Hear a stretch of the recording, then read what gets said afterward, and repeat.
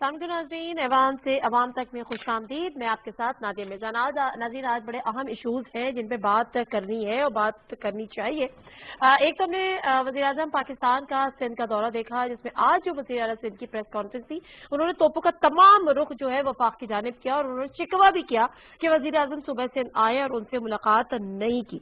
साथ ही उन्होंने नवीद भी दी कि कराची के मुख्तलिफ इलाकों में लॉकडाउन कर दिया जाएगा और वफाक का जवाब उस पर यह है कि जी आप जो लॉकडाउन के हवाले से उनकी तरकीब थी कि लॉकडाउन होता है या नहीं होता है, ये उसकी किस्में नहीं होती, जिसमें वफाक का जवाब यह था कि आईनी तौर पर आपको ये इख्तियार है और ये इख्तियार हासिल है 18वीं तरमीम के बाद कि आप चाहें तो आप लॉकडाउन लगा दें, मुकम्मल लॉकडाउन लगा दें या सख्त तरीन लॉकडाउन लगा दें।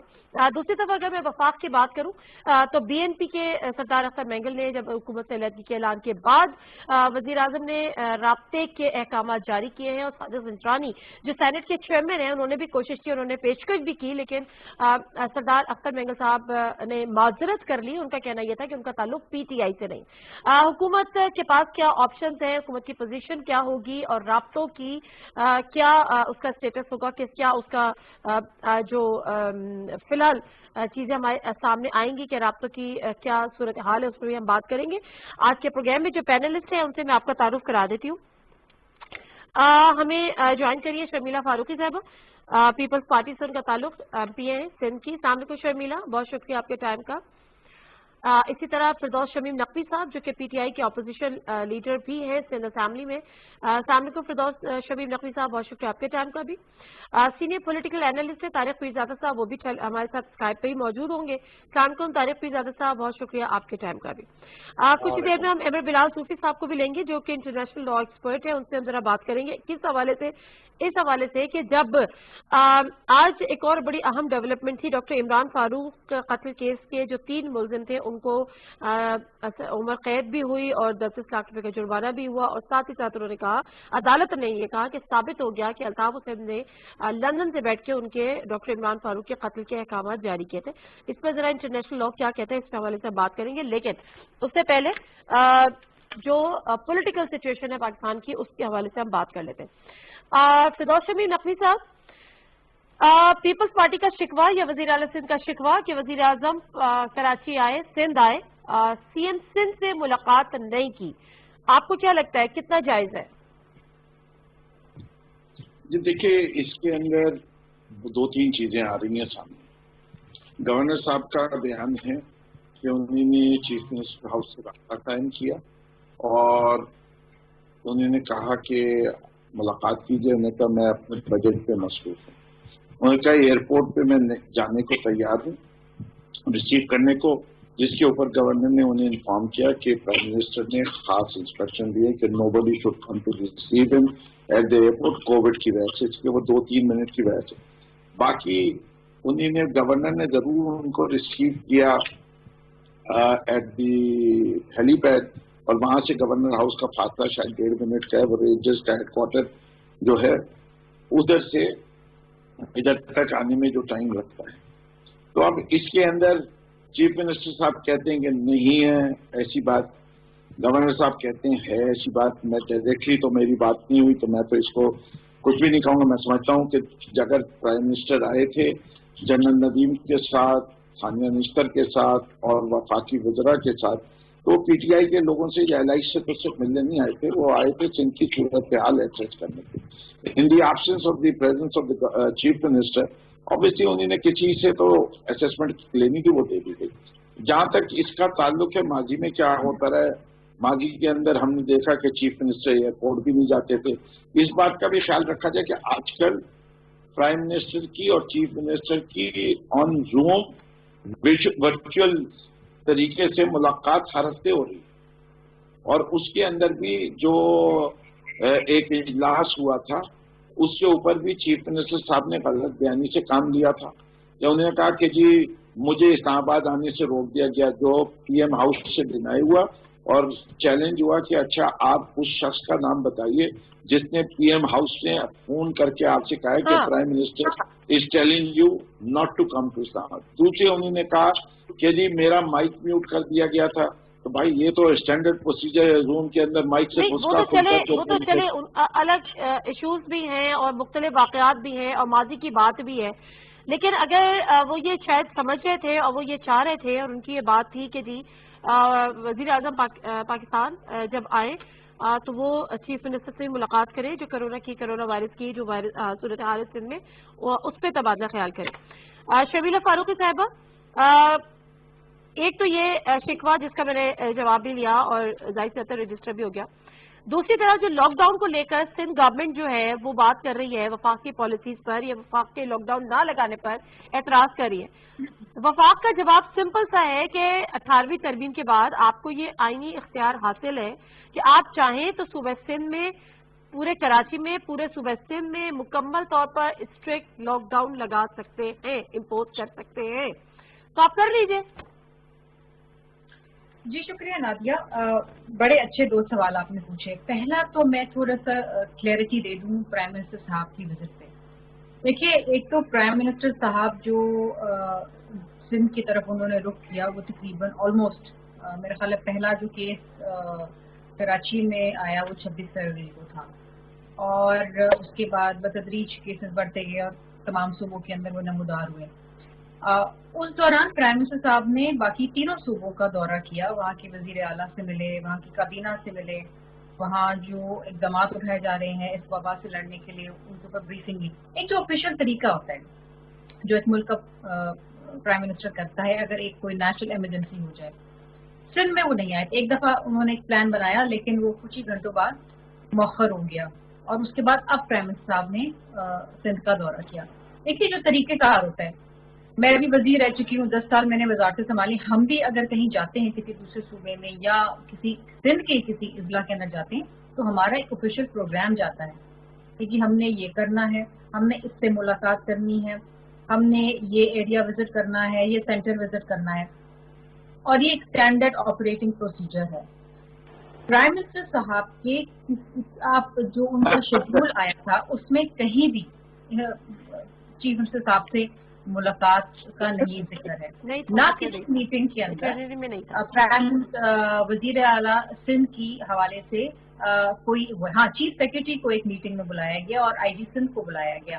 دیکھیے طریقہ کار کیا، آپ ایک صوبے میں آ رہے ہیں جہاں آپ کی گورنمنٹ اپوزیشن کے اندر ہے، اور وہاں پر کیونکہ شکایتیں بھی آپ کو بہت ہیں اس صوبے سے، اس کے وزیر اعلیٰ سے بھی شکایتیں بہت ہیں، تو آپ بیٹھ کے 1-to-1 میٹنگ کر کے شکایتیں دور کر لیں جو بھی ایشوز ہیں. سب سے پہلے تو ایجنڈا میں ہونا چاہیے تھا کہ چیف منسٹر سندھ سے ملاقات 1-on-1.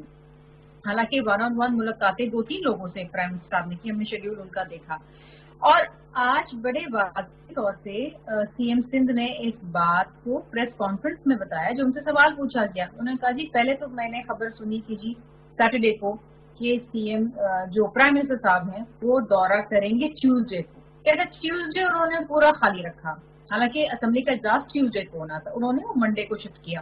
اور اس کے بعد جب ان کے پاس ٹیوزڈے دوپہر کو جو شیڈول آیا اس میں ان سے ملاقات کا کوئی ذکر نہیں تھا، نہ ان سے میٹنگ کا کوئی ذکر تھا، نہ کابینہ سے میٹنگ کا کوئی ذکر تھا، نتھنگ ایٹ آل. اور میرا خیال ہے کہ اگر پرائم منسٹر صاحب نہیں ملنا چاہتے تو ٹھیک ہے، وہ بادشاہ آدمی ہے، نہ ملیں، یہ ان کی مرضی ہے، کوئی ان کو زبردستی تو نہیں ملوا سکتا. اور اگر پرائم منسٹر صاحب خواہش ظاہر ملنے کی چیف منسٹر صاحب تو چیف منسٹر کے مجال ہے کو منع کریں. ہم تو چاہتے ہیں کہ بہت سارے ایسے ایشوز ہیں جو آج بھی ہم وفاق سے ڈسکس کرنا چاہتے ہیں جو ضروری ہیں. دیکھیں آپ کو میری شکل پسند ہو نہ ہو، irrelevant. اس وقت ہم ایک صوبہ چلا رہے ہیں، وہ ایک ملک چلا رہے ہیں، اور ہمیں آپس میں ایک کوآرڈینیشن اور ایک ڈائلاگ کی بہت اشد ضرورت ہے، وہ ہونی چاہیے. اب آپ کا دوسرا سوال یہ تھا لاک ڈاؤن کا. نہیں میں آپ لاک ڈاؤن میں صاحب نے بڑی تھوڑا سا ٹائم دے دیجیے گا کیونکہ بہت زیادہ ہو گیا. طارق صاحب سے بھی ان کو بھی شامل گفتگو کر لیں تو پھر آپ کے پاس دوبارہ آؤں گی. طارق پیرزادہ صاحب 2-3 چیزیں ہیں. وزیر اعظم صاحب سندھ گئے، وہاں پہ انہوں نے وزیر اعظم سندھ سے ملاقات نہیں کی. انہوں نے 2-3 باتیں کی. انہوں نے کہا وزیر اعظم سندھ کے پاس اتنے اختیارات ہیں جتنے کسی عامر کے پاس ہوتے ہیں. پھر انہوں نے کہا کہ NFC ایوارڈ جو سندھ حکومت کا مطالبہ ہے 229 ارب کا، ان کا اس پہ فی الحال کوئی بات نہیں ہوگی، کوئی نظر ثانی نہیں ہوگی. البتہ 18ویں ترمیم پہ نظر ثانی کا انہوں نے اشارہ دے دیا. اس کا جو سندھ اور وفاق کی آپس میں ٹھنی ہوئی ہے، آپ کو لگتا ہے کہ یہ مناسب وقت ہے؟ دیکھیے نادیہ، یہ سندھ اور وفاق کی جو ٹھنی ہوئی ہے یہ کوئی وزیر اعظم کے دورے کے دوران سب کچھ نہیں ہوا. یہ تو پچھلے 2 سال سے جب سے وزیر اعظم عمران کی حکومت آئی ہے تو یہ جو اندرون سندھ کے وڈیروں کی حکومت ہے سندھ کے اندر، یہ لوگ کوشش کر رہے ہیں کہ کسی طرح، کیونکہ اسمبلی میں وزیر اعظم کے پاس زیادہ اکثریت نہیں ہے اور مخلوط حکومت ہے، تو کسی طرح ان کی حکومت کو سیاسی طور پر ناقابل تلافی نقصان پہنچائیں اور کرونا کو خاص طور پہ استعمال کر کے پاکستان کے عوام کے مفادات کو ایک طرف رکھتے ہوئے قربان کرتے ہوئے اور نظر انداز کرتے ہوئے پیپلز پارٹی اور اس کی بھیانک قیادت جو ہے وہ بڑی خطرناک کھیل کھیل رہی ہے. وہ پاکستان کے عوام کو یہ تاثر دے رہی ہے کہ سندھ جو ہے وہ اس کے وفاق کی کسی زیادتی کا شکار ہے، کسی نفرت کا شکار ہے، کسی سیاسی طور پر اس کو وفاق کو سندھ سے دلچسپی نہیں ہے، اور سندھ کے حقوق بلوچستان کے حقوق کی طرح، جیسے کہ اختر مینگل اور اس طرح کے لوگ کہتے رہتے ہیں، وہ مارے جا رہے ہیں. تو میں یہ کہوں گا کہ عمران اسماعیل صاحب کا اگر فون گیا تھا، میں اس سطح پر آگے بات زیادہ نہیں کرنا چاہتا، تو میرا خیال ہے فردوس نقوی صاحب کی بات پر تبھی شبہ کیا جا سکتا ہے جب شرمیلا فاروقی یا کوئی اور پیپلز پارٹی والا اس کا ثبوت لے آئے. میرا تو خیال ہے کہ اگر وزیر اعلیٰ سندھ نے کہا کہ میں مصروف ہوں بجٹ میں، تو اس کے بعد مزید انکار کی کوئی دوسری شکل میرے سامنے تو نہیں ہے. مینیفیسٹو پہ آ ہی نہیں سکتا جب تک دوسری پارٹی ایکسپٹینس آف انویٹیشن نہ دے. یہ بات شرمیلا کو پتا ہے. unless and until CM would have agreed to meet the PM کے مینیفیسٹو کے اوپر وہ میٹنگ آ ہی نہیں سکتی. یہ پروٹوکال کی ریکوائرمنٹ ہے. ڈینائی کرتے ہیں شرمیلا اگر میں غلط کہہ رہا ہوں. یہ بڑے ہلکے وزیر ہیں نا. طارق پیرزادہ صاحب آپ کی بات مکمل ہو گئی ہے؟ میں ایک تھوڑی سی کلیئرٹی دے دوں. طارق پیرزادہ صاحب کو میری آواز جا رہی ہے؟ کوئی ایسا جواب جی مجھے آ رہی ہے آواز. اگر وزیر اعلیٰ سندھ سے پرائم منسٹر صاحب ملاقات کا اظہار کرتے یا اندیا بھی دیتے اور وزیر اعلیٰ سے منع کرتے، دیر از نو ریزن. ہماری کوئی دشمنی تو نہیں چل رہی. ہمارے سیاسی مخالفتیں ہو سکتی ہیں، گہری دشمنی ہے. یہ تو آپ نہ کہیے شرمیلا، دشمنی تو بہت زیادہ ہے. ایک تو پلیز آپ بیچ میں، آپ بزرگ ہیں میرے، لیکن اس کا بزرگی سے تعلق نہیں، تجزیے سے تعلق ہے. بیچ میں اگر آپ جب گفتگو ہم میں سے کوئی بھی کر رہا ہو تو آپ تھوڑا سا حوصلہ کریں. آپ بالکل بات کریں، آپ میرے بڑے ہیں، میں بڑی عزت کرتی ہوں آپ کی. لیکن بات یہ ہے کہ I don't see any reason, اور ایسا کبھی ہوا نہیں ہے، نہ ایسا یہاں سے ہوگا. ہم نے سندھ سے ہمیشہ، چاہے وہ بلاول بھٹو زرداری صاحب ہوں، چاہے ان کی پہلی پریس کانفرنس اٹھا کے دیکھ لیں کراچی میں، یا ان کا پہلا جو اسپیچ ہے نیشنل اسمبلی میں وہ دیکھ لیں، ایک بات ضرور باور کرائی ہے کہ آپ فیصلے کریں، آپ قدم اٹھائیں، آپ ایک نیشنل نیریٹو ڈیولپ کریں، ہم آپ کے ساتھ ہیں. ہاں اگر کچھ تحفظات ہیں، کچھ شکایات ہیں، تو وہ ایز اے صوبہ، ایز اے چیف ایگزیکٹو وہ ہمارا رائٹ ہے کہنا. اور بات یہ ہے کہ 18ویں ترمیم کے بعد وزیر اعلیٰ سندھ کے پاس مجھے ایک سوال کا جواب جاننا ہے شرمیلا، میں آتی ہوں آپ کے پاس دوبارہ واپس. اگر صوبہ سندھ میں وزیر اعلیٰ عامر ہو گئے تو پھر باقی صوبوں میں مجھے یہ سوال کرنا ہے. میں ذرا طارق پیرزادہ صاحب سے یہ سوال کر لوں، پھر ہم اس پہ مزید بات کرتے ہیں. طارق پیرزادہ صاحب، ایک بات یہ آئی سامنے کہ جو سندھ کے وزیر اعلیٰ ہیں ان کے پاس بہت زیادہ اختیارات ہیں جیسے کہ کسی عامر کے پاس ہوتے ہیں. تو سوال میرا یہ ہے کہ 18ویں ترمیم کے بعد کیا اختیارات میں کیا فرق ہے پنجاب کے وزیر اعلیٰ کے یا سندھ کے وزیر اعلیٰ کے یا کسی بھی صوبے کے وزیر اعلیٰ کے اختیارات میں، اور کیا صوبے سندھ کے وزیر اعلیٰ کے اختیارات میں کوئی فرق ہے؟ جی بظاہر تو آئینی طور پر کوئی فرق نہیں ہے. بالکل آئینی مساوات کے اصول کے مطابق تمام صوبوں کے پاس 18ویں ترمیم، جو کہ بدترین ترمیم ہے ملک کی مرکزی سلامتی کے نقطہ نظر سے اور وفاق کی سلامتی کے نقطہ نظر سے. ایک سیکنڈ طارق پیرزادہ صاحب، میں آپ کے پاس دوبارہ آتی ہوں. اپنے سارے پینل سے میئر کراچی وسیم اختر صاحب ہمارے ساتھ ٹیلی فون لائن پر موجود ہیں. ذرا کراچی کے حالات پہ ان سے بات کریں گے. جی السلام علیکم وسیم اختر صاحب. वालेकुम सलाम। अच्छा वसीम अख्तर साहब, पहले तो मुझे मुख्तसर अहवाल बताइएगा कि कल आपके वफ़द की यानी एमके पाकिस्तान के वफ़द की मुलाकात हुई वज़ीर आज़म पाकिस्तान से, किन इश्यूज पर बात हुई? अभी आप लोग की कुछ गाहे बगाहे कुछ शिकवे शिकायतें होते हैं, वो अभी भी थे, कुछ तहफ़्फ़ुज़ात थे जो आपने शेयर किए, या सूरत हाल बेहतर रही, कंट्रोल में रही, और किन इश्यूज पर बात हुई? देखें, प्राइम मिनिस्टर साहब के सामने जितने भी कराची के इश्यूज थे और गवर्नमेंट ऑफ सिंध से जो इश्यूज पर्टेन करते हैं और फेडरल गवर्नमेंट से इश्यूज जो पर्टेन करते हैं उनके सामने फिर से रखे, और हमने सारी चीजें अपनी दोहराई कि जो फेडरल फंडेड प्रोजेक्ट्स हैं उनको तेजी से कराची के जो हैं उनको कंप्लीट किया जाए, जैसे कि K4 है, KCR है, सर को रेलवे का इशू है, कराची के लोग बहुत मुश्किल में हैं पानी के हवाले से, ट्रांसपोर्ट के हवाले से, ये सारे उनके सामने रखे कि जल्द से जल्द इनको कंप्लीट किया जाए। और जो KMC से मैटर पर्टेन करते हैं वो बताए, उनके सामने रखे कि सिंध गवर्नमेंट जो ड्यू शेयर है KMC का वो उसको मिलता नहीं है।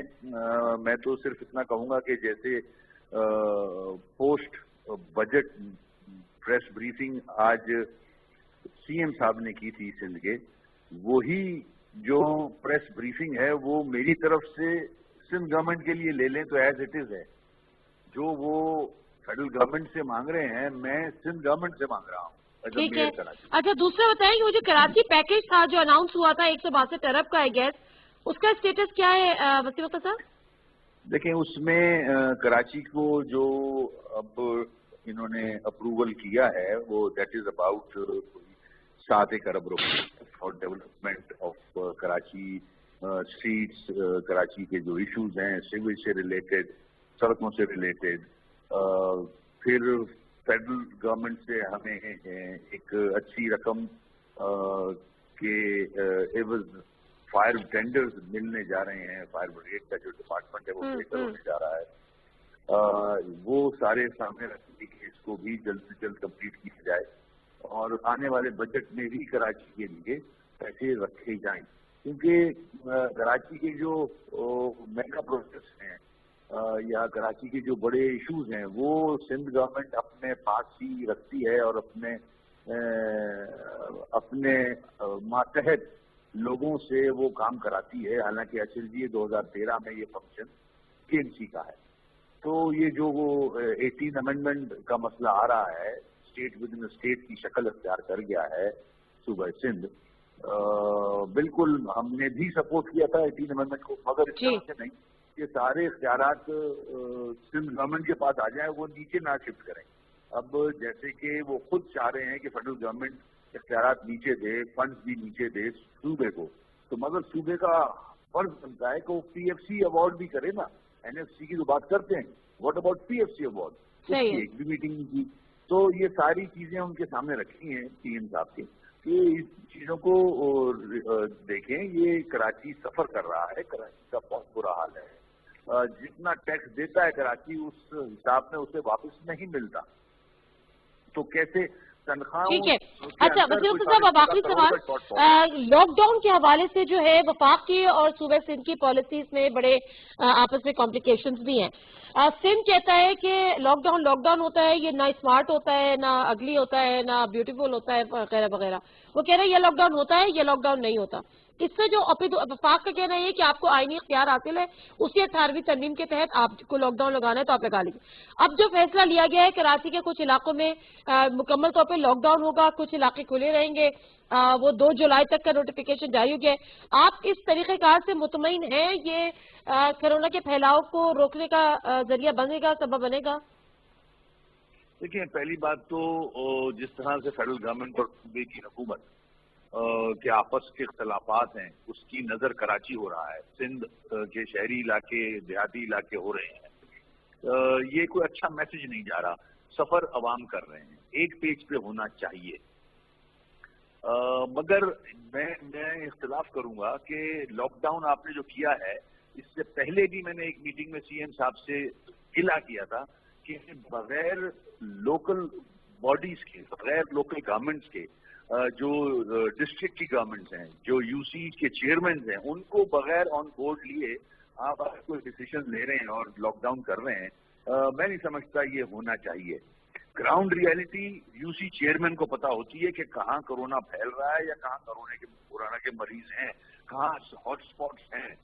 आप कैसे तयन कर रहे हो कि इस इलाके को, जमजमा को वो कर दिया जाए लॉकडाउन, या मुहाफिज स्ट्रीट को लॉकडाउन कर दिया जाए, या गुलशन इकबाल की इस गली को लॉकडाउन कर दिया जाए। जब तक आप नीचे के इलेक्टेड लोगों को ऑन बोर्ड नहीं लोगे, सही डिसीजन। ठीक है, वो आपकी बात दुरुस्त है कि यूसी लेवल पर भी इसको यूज किया जाए, यूटिलाइज किया जाए, मगर सिंपल सा क्वेश्चन है कि जो लॉकडाउन इस तरह लगाया है कि कुछ इलाकों में लॉकडाउन होगा, कुछ इलाके खुले रहेंगे, इस तरीक़ेकार से आप मुतमईन हैं कराची की हद तक?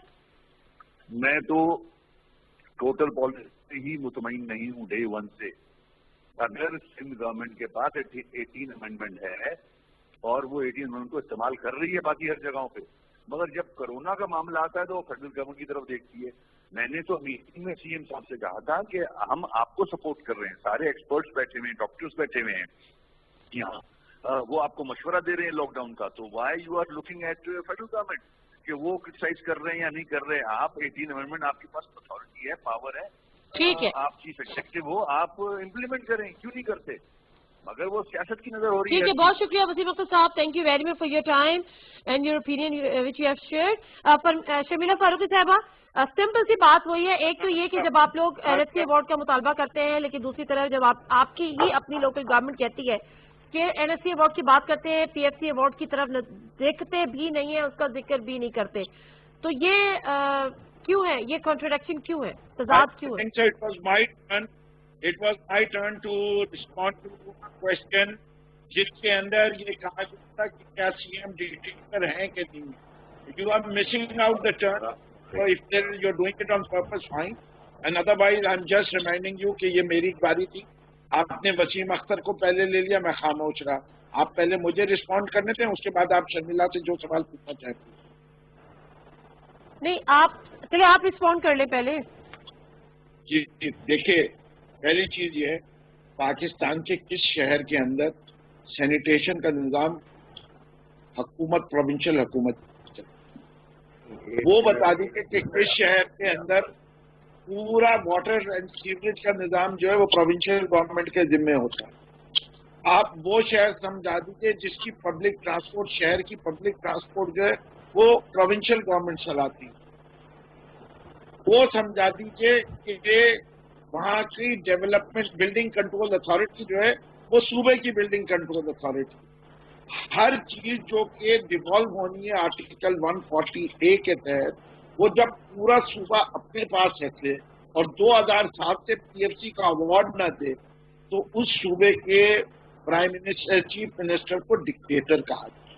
और जहाँ डिलीवरी जो है वो ये है कि कराची में 2007 से एक कतरा पानी का इजाफा नहीं, 2004 से कराची का 100% सीवरेज अनट्रीटेड समंदर में डाला जाता है। 2004 से लेके 2030 तक जहां 22,000 बसें चलती थी वो घट के 4,700 हो गई।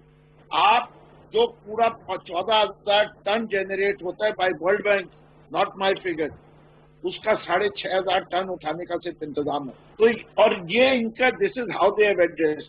S3 का मंसूबा जो 8 बिलियन का था वो 36 बिलियन पे पहुंच जाए। कब का शुरू हुआ है? शुरू हुआ 2009 है, अब 2020 में अभी भी 36% कंप्लीट है। K4 का मंसूबा जो कि कराची की लाइफलाइन समझी जाती है, नवंबर 2018 से बंद है, इनकी कान पे जू नहीं रही। और उस मंसूबे की कीमत जो 25 बिलियन थी, जो 50-50 शेयरिंग थी, जिसमें वफाक ने अपना पूरा शेयर दे दिया था, वो आज भी शुरू नहीं हुआ और अब उसकी लागत जो है 80 बिलियन से ऊपर चली। ये सारी चीजें किसकी निगरानी में हो रही हैं? ये चीफ मिनिस्टर के अंदर हो रही है, मेयर के अंदर नहीं हो रही। इसलिए ये कहना कि he is worse than a dictator, ये बात बिल्कुल दुरुस्त है। ठीक है, आपका जवाब आ गया सामने। अब मुझे जरा शर्मिला से पूछने दीजिएगा। शर्मिला फारूकी साहबा, पीपल्स पार्टी का एक शिकवा है खासतौर पर हुकूमत सिंध के हवाले की, जो पीपल्स पार्टी गवर्नमेंट की है, एनएफसी अवार्ड पे वो बात करती है कि हमारे जो एनएफसी अवार्ड का हिस्सा जो हमें 229 अरब नहीं दिया जा रहा वो डाका है। دوسری طرف آپ ہی کی اپنی لوکل گورنمنٹ کہہ رہی ہے کہ آپ نے پی ایس ایف ایوارڈ کا جو ہے پی ایس سی ایوارڈ اس کا آپ لوگوں نے ذکر بھی نہیں کرتے, نام بھی نہیں لیتے. تو جو پریس کانفرنس آپ سندھ نے وفاق سے کی ہے, وسیم اختر صاحب کہتے ہیں وہی پریس کانفرنس یا وہی تمام جو ریزرویشنز ہیں وہ میری سندھ سے بھی ہیں. شبیلہ صاحبہ.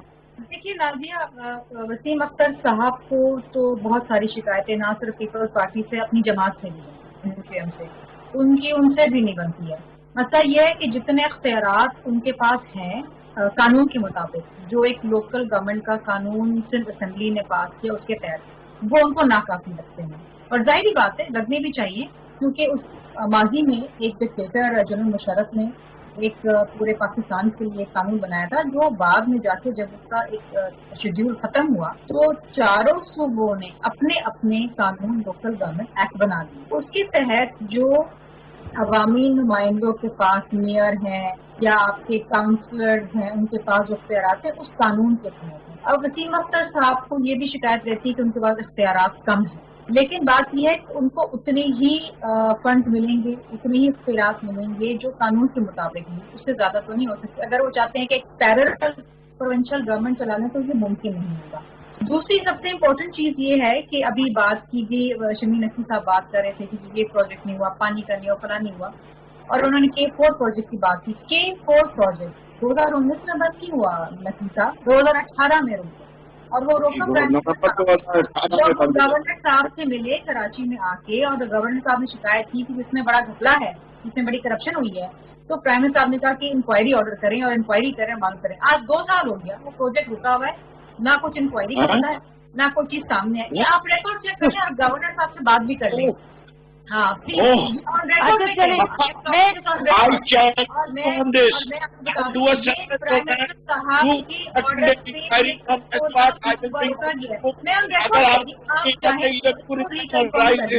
پرائم منسٹر صاحب سے کر لیں, گورنر اسماعیل صاحب سے کر لیں کہ یہ انہوں نے شکایت لگائی تھی کہ جی اس میں بڑے گھپلے ہیں, بڑے مسئلے ہیں, اور وہ انہوں نے کہا جی انکوائری کر دیں اور روک دیں اس پروجیکٹ. میں آپ کو نا کوٹ کی, یو کوٹ می. شرمیلا مجھے ذرا دوسرے سبجیکٹ پہ بات کرنی ہے. میں طارق پیزادہ صاحب سے اپنے حوالے سے بات کروں گی, میں آپ لوگوں سے دوبارہ آتی ہوں. طارق پیزادہ صاحب پروجیکٹ ہیں, اور اگر آپ چاہیں تو وہ آپ کو گنوا دوں. اچھا ٹھیک ہے, کراچی کے حوالے سے آپ کی کراچی نیبرہڈ امپروومنٹ پروجیکٹ بھی ہے, اب کو بے وقوف بنانے کے لیے کہہ دینا. اور دوسری سب سے امپورٹنٹ چیز ہے نادی اس وقت کہ اس وقت جو بجٹ ہے وہ سروائیول کا بجٹ ہے. اس وقت ہم نے یہ نہیں دیکھنا کہ ہم نے اتنی بڑی ADP اسکیم دے دی ہیں جو ہم پوری نہ کر سکیں, کیونکہ ہم شرمیلا میں واپس آؤں گی آپ سے, دوبارہ آپ سے گفتگو کروں گی. ذرا مجھے طارق پیزادہ صاحب سے بات کرنے دیجیے گا. طارق پیزادہ صاحب, یہ تو ایک صوبہ اور وفاق کا مسئلہ ہے, لیکن دوسری طرف بلوچستان کا بھی جو BNP پارٹی ہے, سردار اختر مینگل صاحب, وہ انہوں نے حکومت سے علیحدگی کا اعلان کر دیا ہے. ان کے کچھ مطالبات تھے جو پورے نہیں ہوئے. میں یہاں پہ وہ دہراتی چلوں, انہوں نے کہا تھا کہ حکومت نے بلوچستان کے لیے 6% کوٹے پہ عمل درآمد, افغان مہاجرین کی فوری واپسی, صوبے میں پانی کے بحران کے حل کے لیے ڈیم کا قیام, یہ کچھ چیزیں تھیں جو انہوں نے, اور اس کے ساتھ ساتھ مسنگ پرسن کی واپسی, لاپتہ افراد کی بازیابی, نیشنل ایکشن پلان پر عمل درآمد. تو اب آپ مجھے بتائے گا کہ یہ مطالبات وفاقی حکومت نے وعدے کیے تھے, نہیں پورے کر سکی, آگے اس پوزیشن میں ہے کہ یہ مطالبات ان کے پورے کر سکے, اور آپ کو لگتا ہے سردار اختر مینگل یعنی BNP اتحاد میں واپس آ جائے گی؟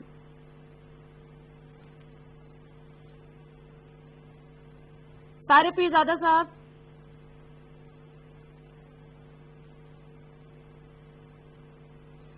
طارق پیزادہ صاحب آئی گیس ہینگ ہو گیا ہے سسٹم, میں ان کو دوبارہ ریکنیکٹ کرتے ہیں. یہی سوال فردوس شمیم نقوی صاحب, اتحادی ناراض ہونا شروع ہو گئے آپ سے؟ جی میں اس کے اندر پہلے تو میں شرمیلا کا ایک بات کروں کہ وفاق نے اگر ڈاکہ ڈالا ہے تو وہ ڈاکہ ڈال کے پیسے کس کے پاس رکھے ہیں؟ وفاق نے اپنے پاس رکھ لیے ہیں, کسی اور صوبے کے. ذرا BNP والے پہ آ جائیں گے آپ فردوس شمیم نقوی صاحب؟ لیکن پہلے یہ بات کے لیے ضروری ہے کہ یہ distribution State Bank of Pakistan کرتا ہے on the basis of revenue collection, اور 58.4% of the total collection is distributed provinces کے اندر. یہ ان کو کلیئر ہونا چاہیے. یہی مسئلہ بلوچستان کے اندر بھی ہے کہ وفاق کے پاس جب رقوم ہی نہیں رہتی، بس وفاق آفٹر میٹنگ 3 اخراجات کی حد، یعنی پروونسز کا شیئر دے دے، ڈیٹ فائنینسنگ کر لے جو کہ 2.8 ٹریلین ہے، اور 1.7 ٹریلین ڈیفنس کو کر لے، تو وہ شروع کرتی ہے 700 بلین روپی نیگیٹو. تو ڈیم بنائے گا کون؟ صوبائی حکومت بنائے گی.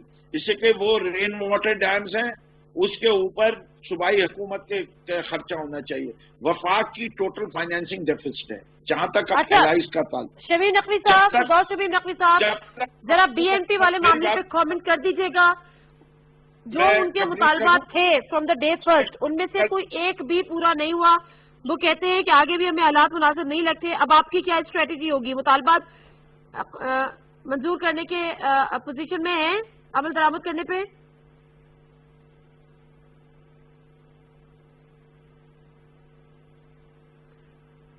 اچھا، فردوس شبیر نقوی صاحب سے بھی رابطہ ہمارا اس میں بحال نہیں ہوا ہے. اینی ویز مختصراً بتاتے چلے کہ جس وقت ایک یادداشت نامے پر دستخط ہوئے تھے بی این پی بینگل گروپ کے ساتھ اور حکومت جو پی ٹی آئی کی وفاقی حکومت ہے اس کے ساتھ، اس میں 6 نکاتی ایجنڈا تھا جس پر دستخط کیے گئے تھے، اتفاق کیا گیا تھا، جن میں نمبر 1 تو یہ تھا کہ لاپتہ افراد کی بازیابی، دوسرا تھا نیشنل ایکشن پلان پر عمل درآمد، وفاقی حکومت نے بلوچستان کے لیے 6% کوٹے پر عمل درآمد، افغان مہاجرین کی فوری واپسی اور صوبے میں پانی کے بحران کے حل کے لیے ڈیم کے قیام کا شامل تھا. وفاقی حکومت نے ہر اسٹیج پر ان کو یہ یقین دہانی کرائی تھی کہ ہم ان کے مطالبات مانیں گے اور ان کے مطالبات سنے جائیں گے، ان پر عمل درآمد بھی ہوگا. اور ایک دفعہ پھر وفاقی حکومت یعنی وزیر اعظم نے خود یہ احکامات جاری کیے کہ فوری طور پر سردار اختر بینگل سے رابطہ کیا جائے اور جو بھی ان کے مطالبات ہیں ان پر عمل درآمد کرنے کی بات کی جائے، ان پہ عمل درآمد کی کوشش کی جائے. اسی کے ساتھ ساتھ یہ بھی جو ڈیولپمنٹ ہے وہ مین یہی ہے کہ جو چیئرمین سینٹ ہیں صادق سنجرانی صاحب، انہوں نے بھی ملاقات کی، انہوں نے پیشکش کی کہ وہ مذاکرات کے ذریعے بات آگے بڑھا سکتے ہیں، لیکن سردار اختر بینگل صاحب کا کہنا یہ تھا کہ وہ پی ٹی آئی کا حصہ نہیں ہے، اس لیے ان سے مذاکرات نہیں ہو سکتے. تاہم اس کے ساتھ انہوں نے کہا کہ پہلے نعیم الحق صاحب سے وہ اس دنیا میں نہیں رہے، اللہ ان کو جنت نصیب کرے اور ان کے درجات بلند کرے. اس کے بعد انہوں نے کہا کہ جہانگیر ترین صاحب سے ملاقات ہوئی اور وہ انہوں نے یقین دہانی کرائی تھی، اب وہ بھی اس کا حصہ نہیں ہے. تو اب آنے والے وقت میں ڈیفینیٹلی سیاست ہے، سیاست میں سے کبھی بھی دروازے بند نہیں ہوتے.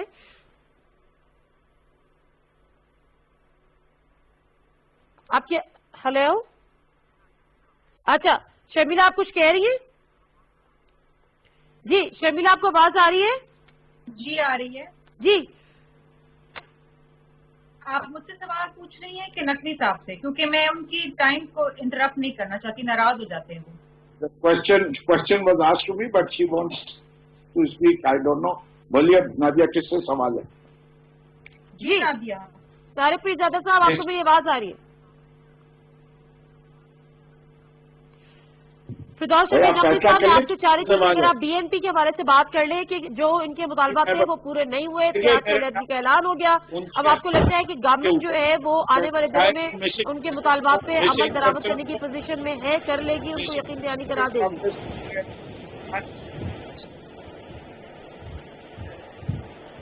فردوس شبیر نقوی صاحب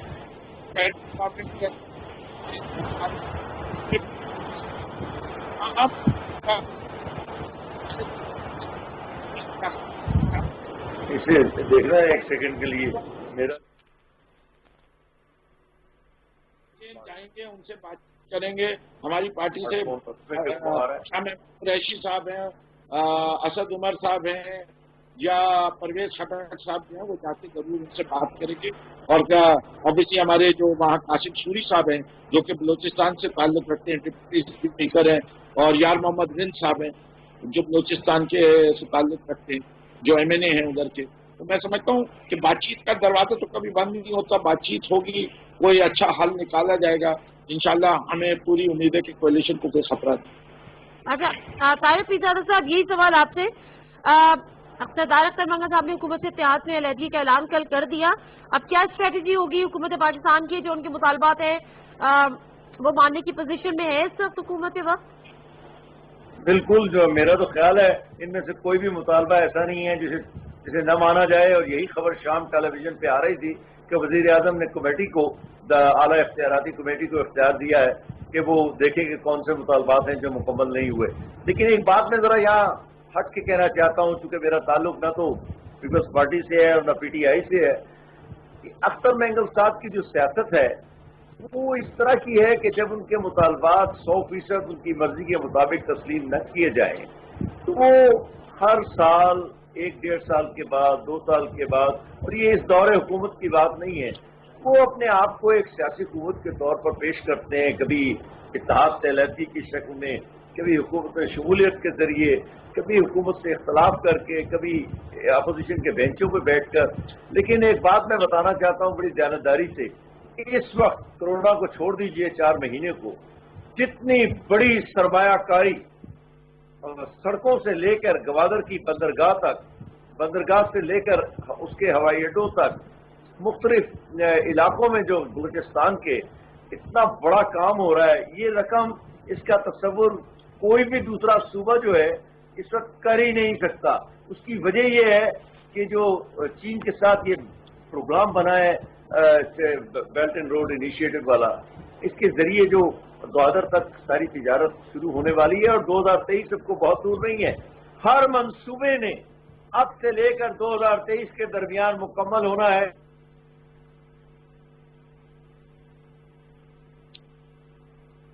اچھا جی شرمیلا فاروقی صاحبہ، وہ مطالبات جو پورے نہیں ہو سکے، آنے والے وقت میں آپ کو لگتا ہے کہ یہ مطالبات جو ہے وہ پورے ان کے ہو جائیں گے؟ کیونکہ بلوچستان کا مسئلہ آج کا مسئلہ نہیں ہے. پیپلز پارٹی کی حکومت نے بھی ایک پیکیج اناؤنس کیا تھا، لیکن وہ تسلی بخش وہ بھی نہیں رہا تھا. دیکھیے نادیہ، جو اختر مینگل صاحب کے جو مطالبات ہیں وہ کوئی ناجائز نہیں ہیں، وہ جائز مطالبات ہیں. ہم نے تو جب آصف علی زرداری صاحب آئے تھے، صدر بنے تھے، تو ہم نے آغاز حقوق بلوچستان کیا تھا، اور ہم نے کافی چیزوں کو ایڈریس کرنے کی کوشش کی تھی. لیکن ان کے یہ دیرینہ مسائل ہیں، آج نہیں ہے، کئی سالوں کے. مسنگ پرسن کا ایک ایسا مسئلہ ہے جو میں سمجھتی ہوں کہ ایک بہت ہی حساس، بہت ہی سنجیدگی سے لینے والا مسئلہ ہے.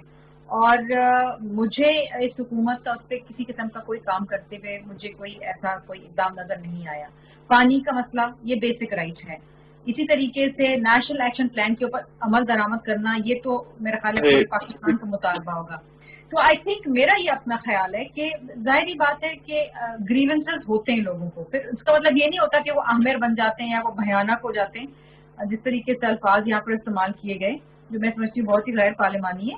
لوگوں کے اپنے مطالبات ہوتے ہیں، سیاسی لوگوں کے اپنے مطالبات ہوتے ہیں، اور جب آپ مخلوق حکومت چلا رہے ہوتے ہیں یا آپ اپوزیشن سے بات کرتے ہیں تو آپ کے رویے میں نرمی، آپ کے رویے میں ایک لچک ہونی چاہیے.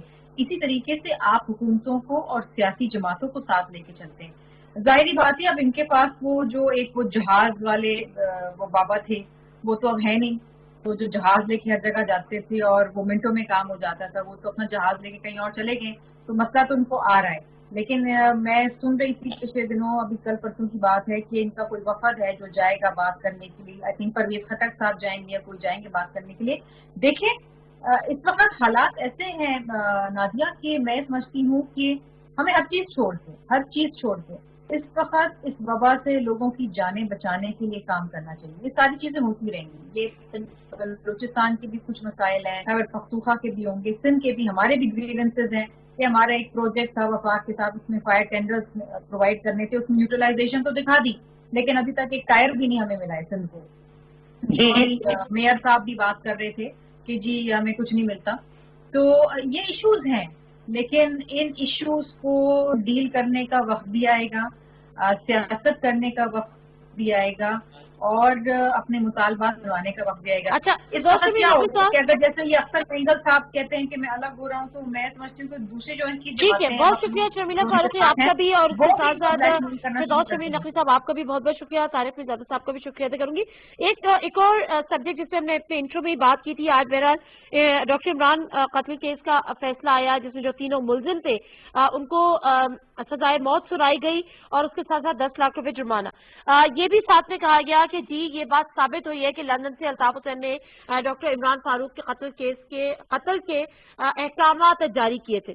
اب سوال یہاں پر یہ ہوتا ہے کہ اگر اصل کردار جو ہے وہ لندن میں موجود ہے تو کیا وہ ان کو سزا نہیں ملی، سزا سے محفوظ رہے؟ کیا صورتحال ہے؟ کیا پاکستان کی کورٹ یا انٹرپول کے ذریعے رابطہ کر کے ان کو وطن واپس لایا جا سکتا ہے؟ احمد بلال صوفی صاحب جو کہ انٹرنیشنل لا ایکسپرٹ ہے ہمارے ساتھ موجود ہیں. بلال صوفی صاحب کیا کہتے ہیں آپ؟ کیا انٹرنیشنل کورٹ ایسا کوئی معاہدہ ہے انٹرپول کے ذریعے اگر یہ چونکہ ثابت ہو گیا ہے، عدالتوں کا کہنا ہے کہ یہ جو قتل کے احکامات تھے الطاف حسن صاحب کی جانب سے لندن سے دیے گئے تھے، تو کیا ان کو ایسا کوئی معاہدہ ہے کہ انٹرپول کے ذریعے واپس لایا جا سکے؟ دیکھیے آلریڈی معاہدہ جو ہے وہ اس کا ان پرنسپل بھی ہو سکتا ہے اور وہ کیس ٹو کیس تعاون یا کوآپریشن کی بیس پر بھی ہو سکتا ہے. تو یہ ڈپینڈ کرتا ہے کہ حکومت برطانیہ حکومت پاکستان کے مابین جس طرح ایک تعاون کا لیگل فریم ورک ڈیولپ ہوا جس میں ایویڈنس کی ایکسچینج ہوئی اور اس میں شواہد، تفصیلات، ڈاکیومنٹس ان کے بات کی چیزیں تھیں مہیا کی پاکستان کو حکومت برطانیہ نے، تو اس سے ہی ہمیں اندازہ ہوتا ہے کہ ایک legal frame work cooperative mechanism کا آلریڈی ان پلیس آ چکا ہے. اور اس کے بعد پھر اب یہ ججمنٹ آئی ہے. اب ججمنٹ کی روشنی میں جو نیکسٹ اسٹیپس ہیں وہ اب دیکھتے ہوں گے کہ وہ کیا ہوگا. اس پہ بھی دونوں ملکوں کی پروسیکیوشن ٹیمز جو ہیں وہ بیٹھ کر طے کریں گی کہ اب اس سے آگے اس کو کیسے لے کر جانا ہے. اور اگر یہ چیز پاکستان کے کمپیٹنٹ ٹرائل کورٹ نے ڈٹرمن کی ہے on the basis of facts, on the basis of evidence, on the basis of statements کہ حکم جو تھا وہ قتل کرنے کا وہ الطاف حسین نے دیا تھا، تو پھر اب ان کے خلاف چارج فریم کرنا ہے، ان کو ٹرائل کہاں فیس کرنا ہوگا. یہ ٹرانس نیشنل کرائم ہے اور ہر ٹرانس نیشنل کرائم میں پروسیکیوٹرز کو آپس میں تعاون کر کے ہر سٹیج پر مختلف چیزوں کو طے کرنا ہوتا ہے. تو اس ٹرانس نیشنل کرائم میں جس سے کانسپریسی کہیں اور ملک میں ہوئی، ایکسیکیوشن کسی اور ملک میں ہوئی، فائنینسنگ کہیں اور ہوئی اور ایکیوز کسی اور ملک میں تھے، تو بڑی مشکل سے کئی سالوں کی تگ و دو کے بعد اور آپس میں لیگل کوآپریشن کے بعد یہ جو مرحلہ ہے یہ طے ہوا ہے کہ 15 ایکیوز کو سزا ہوئی ہے. تو اب اس کے بعد میرا خیال ہے دوبارہ یہ طے آپس میں میوچل ریسسٹنس کے میکینزم کو ری سیٹ کریں گے. ٹھیک ہے. اچھا دوسرا مجھے بتائے گا کہ یہ کافی پرانا میرا خیال ہے ناٹ رانگ سے 2010 کا شاید واقعہ ہے جو اس کے معاملہ ہے. اس کے بعد سے اب تک جو اسکاٹلینڈ یارڈ پولیس ہے، جو لندن پولیس ہے، وہاں پر کیا یہ اسٹیٹس ہے؟ وہاں پر کیس کلوز تو نہیں ہوا ہے لیکن وہاں پر یہ چیز ابھی تک ثابت کیوں نہیں ہو سکی؟ وہاں کا جو ایک نظام ہے وہ ہمیں کیوں ناکام نظر آیا اس کیس کی حد تک؟ دیکھیے وہ ہوتا یہ ہے کہ ہر ملک کا اپنا نظام ہے اور جس طرح میں نے عرض کیا کہ ٹرانس نیشنل کرائم کوئی بھی ہو اور کئی ایسے ہم نے ایسے کرائمز دیکھے ہیں، مرڈرز دیکھے ہیں، کرمنل گینگ کی کوآپریشن مختلف ممالک میں ہوتی ہے.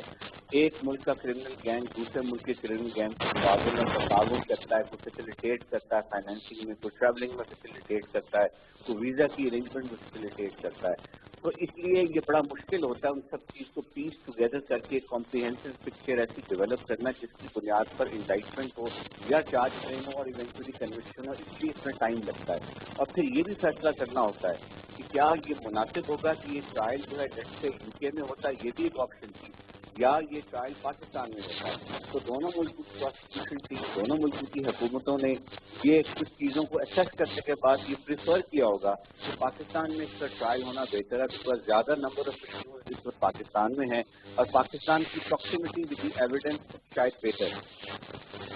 ٹھیک ہے، بہت شکریہ احمد بلال صوفی صاحب آپ کے ٹائم کا. اور ڈاکٹر عمران فاروق کی جو بیوہ ڈاکٹر شمائلہ، ان کی جانب سے صرف ایک سمپل سی بات آئی، انہوں نے کہا جو فیصلہ ہے اچھا فیصلہ ہے کہ میں اس پہ کوئی تبصرہ نہیں کروں گی، صبر انتظار بہترین طاقت ہوتی ہے. انہوں نے یہ بھی کہا کہ وہ جس حال میں زندگی گزار رہی ہیں اس میں کسی دشمن پر بھی وہ وقت نہیں لے کر آئے. وہ کینسر کی پیشنٹ ہے اور بہت ہی نامساعد حالات کا اس وقت ان کو سامنا ہے. اللہ جو ہے وہ ان کی مدد کرے اور ان کی مشکلوں میں کمی کرے، ان کی مشکلیں آسان کرے. پروگرام سے دیجیے ناظرین مرزا کو اجازت. اللہ حافظ.